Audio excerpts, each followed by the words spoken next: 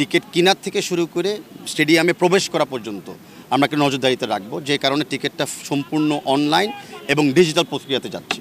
আমরা এখনও আশাবাদী আজকে রাত্রে থেকে শুরু হবে, তবে ডেফিনেটলি আজকের রাত 10টার পর থেকে মানে আমরা হয়তো সীমিত আকারে হলেও সাইট এবং প্ল্যাটফর্মটা অন করে দিব। 10 তারিখের আগে এখনও সময় আছে, তাই আমরা ইচ্ছা করে একটু সময় নিয়ে আমরা টিকিটগুলো ছেড়েছি। বাংলা ফুটবল ফেডারেশন থেকে আমরা সবসময় চেষ্টা করি নতুন কিছু করার জন্য, ইনোভেটিভ কিছু করার জন্য। তো প্রথমবার কিছু করতে গেলে ইনোভেটিভ হতে হলে একটু ভুল ত্রুটি হতে পারে, যেটা আমি স্বীকার করে নিয়েছি। কিন্তু ইস্যুটা না যে সমস্যা হচ্ছে, কিন্তু ইস্যুটা হলো আমরা কত দ্রুত সমস্যাটাকে সমাধান করতে পারছি। আমরা আশাবাদী ভেরি কুইক আমরা সমাধান করে দিব। এটাও বলে রাখি, যে ধরনের আমরা ইনকোয়ারি এবং রেজিস্ট্রেশন পেয়েছি টিকিটের জন্য, স্টেডিয়ামের ক্যাপাসিটি কিন্তু মাত্র 18,000 গ্যালারিতে, আর আরও 2,000 গ্যালারির বাইরে। তো এই ব্যাপারটা মনে রাখতে হবে আমাদেরকে। যখনই টিকিটটা সেল প্রপারলি হয়, অনেক দর্শক কিন্তু আনফর্চুনেটলি হয়তো টিকিট পাবেন না, অ্যান্ড এটার ব্যাপারে আমাদেরকে একটু পেশেন্স রাখতে হবে। দেখেন, আমরা সব কিছু করছি যেন একদম সাধারণ ফ্যান, লয়াল ফ্যান যেন টিকিটটা নিজের হাতে নিতে পারে, কারো ব্রোকার বা কারো মাধ্যমে নয়।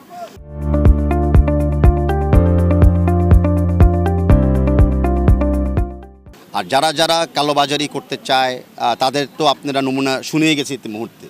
এই সাইবার অ্যাটাক যেটা হয়েছে আমাদের ওয়েবসাইট এবং টিকিটিং প্ল্যাটফর্মের উপরে, সেটা কিন্তু মূলত হয়েছিল বিকজ একটা বা দুইটা আইপি অ্যাড্রেস থেকে চেষ্টা করেছিল ব্যাপকভাবে টিকিটগুলোকে ব্লক করার জন্য।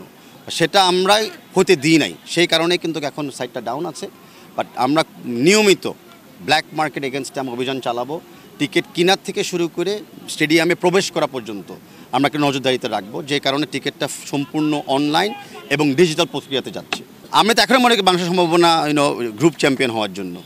আমাদের গ্রুপ কিন্তু এশিয়ান কোয়ালিফায়ার্সের সবচেয়ে টাফেস্ট গ্রুপ, এটা আমাদের মনে রাখতে হবে। আর সেই টাফেস্ট গ্রুপে কিন্তু সব টিম এখনও সমান তালিকাতে আমরা আছি, 1 পয়েন্ট ড্রতে আর 0 গোলসে।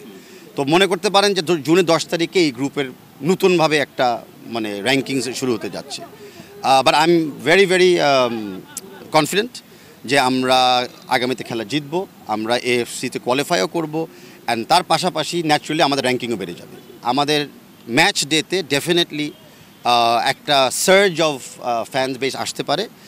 আমরা তাদেরকেও স্টেডিয়ামের বাইরে অনেক আয়োজন রাখছি, যে যারা হয়তো স্টেডিয়ামে প্রবেশ করতে পারবেন না কিন্তু স্টেডিয়াম কমপ্লেক্সে ফ্যান জোনে থাকতে চান, সেসব ব্যাপারেও আমরা কিন্তু এনাফ আমি মনে করি অ্যাক্টিভিটিস তৈরি করতেছি যেন সবাই কিছু না কিছুভাবে এঙ্গেজ থাকে।